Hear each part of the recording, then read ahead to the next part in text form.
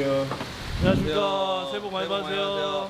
안녕하세요. 무승부의 후폭풍이 이렇게 강한 국가대표 경기는 오랜만입니다. 조별리그 마지막 경기에서 사우디는 태국과 비겼지만 만치니 감독은 선발 라인업에 9명의 변화를 주며 체력 안배와 더불어 벤치의 경험을 불어넣었습니다. 반대로 한국은 주요 선수를 전부 투입하는 총력전을 펼치고 3실점 무승부를 기록했습니다. 대표팀의 3실점이 얼마나 많은 숫자인지 알 수 있는 지표는 지난 5년간 손흥민, 김민재가 함께 뛰는 경기에서 브라질, 가나전 이후 말레이시아가 세 번째 국가라는 것입니다. 연령별 대표인 아시안게임을 제외하고 A매치에서 한국팀이 말레이시아에 마지막으로 당한 이변은 39년 전 월드컵 예선이었고 당시 0대1 패배의 후폭풍으로 문정식 감독이 즉시 경질되었습니다. 경기를 앞두고 사우디냐 일본이냐 경우의 수를 두고 대립하는 목소리가 있었지만 결과적으로 말레이전이 남긴 단 하나의 키워드는 경기력입니다. 한국팀의 경기력이 지금과 같은 상태라면 상대가 누구인지는 중요하지 않습니다. 대표팀을 향한 비판의 목소리는 지난 2014년 월드컵의 여투척 사건, 2018년 월드컵의 계란 투척 사건 이후 최고조입니다. 문제는 비판의 정도를 넘은 인격살인 수준의 조롱 또한 부쩍 들었고 대표팀 주장은 해당 상황에 대한 의사를 밝히기도 했습니다. 자신을 향한 비판에는 침묵하거나 죄송하다고 사과를 했던 손흥민이 자신의 동료들을 위해서는 목소리를 높인 이유가 무엇일까요? 축구와 비판은 뗄 수 없는 관계입니다. 프로 스포츠는 산업이고 모든 산업에는 클라이언트가 존재합니다. 프로 축구 선수들이 높은 연봉을 받는 이유는 축구계엔 돈이 흐르기 때문입니다. 그리고 돈의 주체는 부정할 수 없이 축구팬입니다. 대한축구협회, 클럽팀들이 벌어들이는 수익은 관중을 통해서 그리고 스폰서를 통해서입니다. 스폰서 또한 결국 축구팬의 존재로 발생한 영업관계이므로 축구 선수가 받는 연봉은 팬이 지급한다고 말해도 과언이 아닙니다. 오일머니의 존재가 축구로 가는 이유 또한 결국 축구에는 강한 팬층이 있기 때문입니다. 축구계에는 주인 의식을 가진 팬들이 가득하고 소비자로서 자신의 클럽이 부진하는 경우에 비판하는 것은 흔한 상황입니다. 돈을 쓴 클라이언트가 서비스 불만족을 겪으면 기업의 시정을 요구하는 행위와 유사한 자본주의 사회 모든 사업체의 맥락과 유사합니다. 문제는 비판이 아닌 조롱 그리고 인간의 탈을 쓴 괴물들의 존재입니다. 2000년 아시안컵에서 8강 진출에 실패한 허정무 대표팀 감독은 사퇴했습니다. 그는 유럽 전지훈련 도중 부친상을 당했고 그를 향한 비판이 아닌 부친상을 소재로 한 괴물들의 조롱과 인격모독을 당했습니다. 소비자가 사업자에게 클레임을 걸 수 있습니다. 하지만 부친상을 당한 상대의 아픔을 소재로 모독하는 순간 그는 소비자가 아닌 괴물이 되는 것입니다. 다른 인간을 말로 어떻게 해야 파괴할 수 있을지 역겨운 고민 끝에 등장하는 것이 상대의 부모를 모욕하는 행위입니다. 여기서 축구는 이미 의미가 없습니다. 논쟁과 비판은 그 분야의 발전에 분명 도움이 되었지만 부모의 죽음을 소재로 욕하는 행위는 발전을 위한 목적이 아니라 원초적인 공격성이자 인간이길 포기한 정신장애입니다.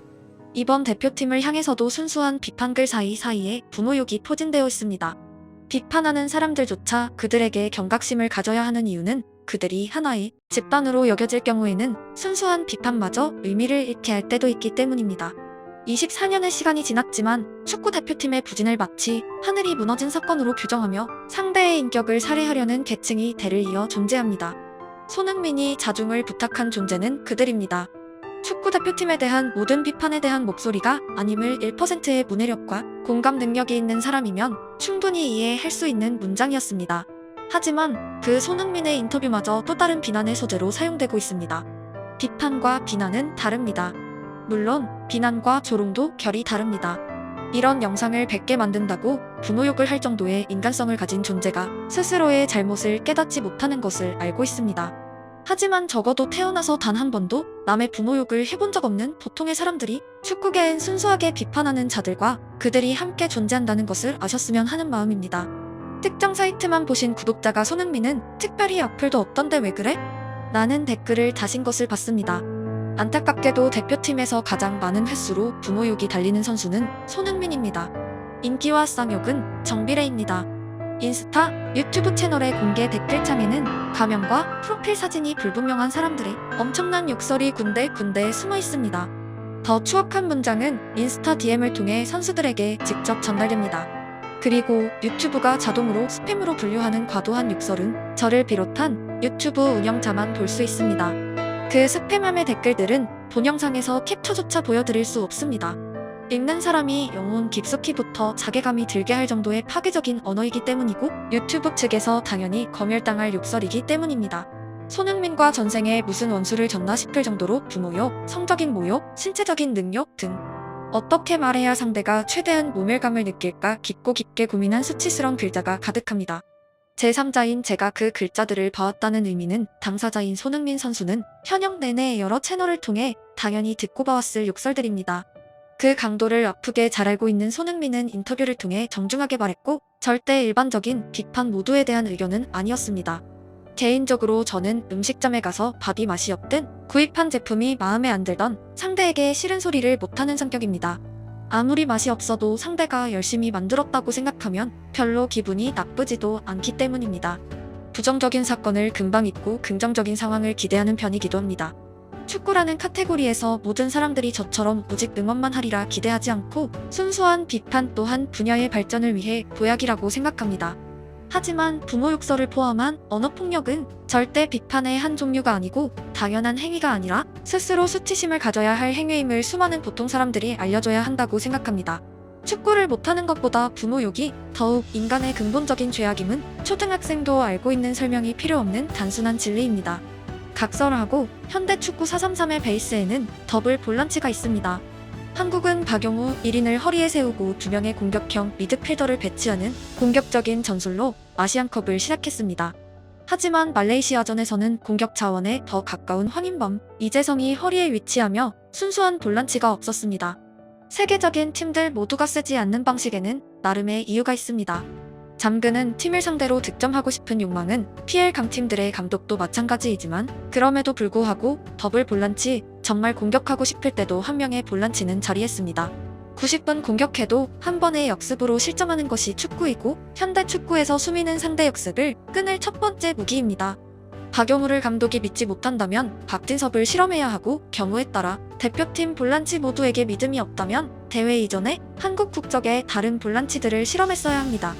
대회 도중에 대표팀의 볼란치 자원이 없다고 말한다면 결국 감독의 준비 부족으로 말할 수밖에 없습니다. 한국팀이 정말 볼란치가 없다는 최종 결정은 다양한 선수들을 모두 실험하고도 실패한 이후에 도달할 수 있습니다.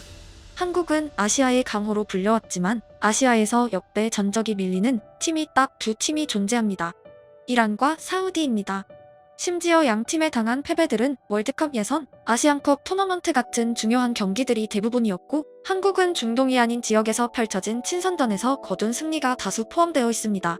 지난 월드컵 예선에서 일본을 밀어내고 그룹 1위에 올랐고 본선에선 무승국 아르헨티나를 격침시킨 사우디는 절대 만만한 팀이 아닙니다. 친선전이었던 지난 경기의 승리는 리셋하고 한국팀은 역대 전적에서 밀리는 팀을 상대로 도전자의 자세로 16강에 임해야 합니다. 개최 지역 카타르는 사우디에게 사실상 홈그라운드입니다. 아시안컵 우승을 한다고 발생하는 유형의 자산은 쇳덩어리인 트로피가 전부입니다. 상금은 협회가 벌어들이는 수익에 비하면 절대적인 금액도 아닙니다. 그럼에도 불구하고 왜 우리는 축구에서 우승을 원할까요? 유형적 가치 때문이 아니라 무형적 가치 때문입니다. 거기에는 자존심이 포함되어 있습니다. 선수들은 평생 피 터지게 걸어온 길에서 상대보다 강하다는 자존심, 응원하는 팬 입장에선 나를 울고 웃게 만든 팀이 상대를 이겨냈다는 자존심입니다. 애초에 축구가 만들어진 이유이자 보급된 이유입니다. 중세시대 기사들의 깃발에 그려진 로고를 형상화한 클럽 엠블럼을 이어받은 프로 축구 구단들은 당시 시민들의 보호자이자 자부심이었던 기사단처럼 현대에는 전쟁이 아니라 축구로 역할하고 있습니다. 축구와 자존심은 발생 지점부터 강하게 연결되어 있습니다. 피파 랭킹 132팀에게 3실점한 한국 대표팀의 자존심이 상한 것은 당연합니다. PL 득점왕도 파리와 뮌헨의 선수들도 K리그의 선수들도 똑같은 감정을 느껴야 합니다. 그리고 만회해야 합니다. 축구가 재밌는 이유는 수많은 절망의 순간에도 언제나 만회의 찬스가 돌아오기 때문입니다. 남은 토너먼트는 눈앞의 기회입니다. 이번 대회가 결국 참패로 마무리된다면 락커룸에 이 글귀를 적은 사람은 진심으로 부끄러워해야 합니다. 한국팀의 토너먼트는 끝나지 않았고 여전히 응원하는 사람들, 비판하는 사람들, 쌍욕을 박는 사람들이 대립하는 와중에 역시 자국 축구의 자존심을 300억 연봉으로 만치니에게 표현한 사우디를 만나게 됩니다. 영원한 패배도 영원한 승리도 없습니다. 하지만 한국팀의 귀국길은 부디 평화롭길 기원합니다.